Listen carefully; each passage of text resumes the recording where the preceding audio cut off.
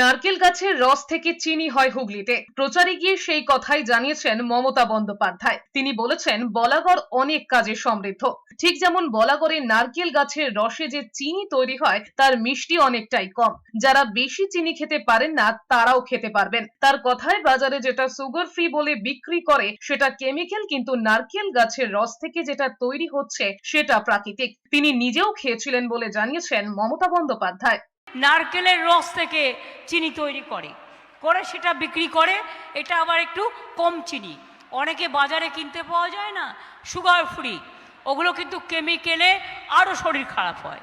কিন্তু এরা যেটা করে নারকেল রস থেকে বের করে, যেটা হচ্ছে গ্রাম্য এবং এটা হচ্ছে প্রাকৃতিক জিনিস, এটা খেলে শরীর খারাপ করে না। ও আমাকেও পাঠিয়েছিল, সেই জন্য আমি বুঝতে পারছি বলেই বলছি।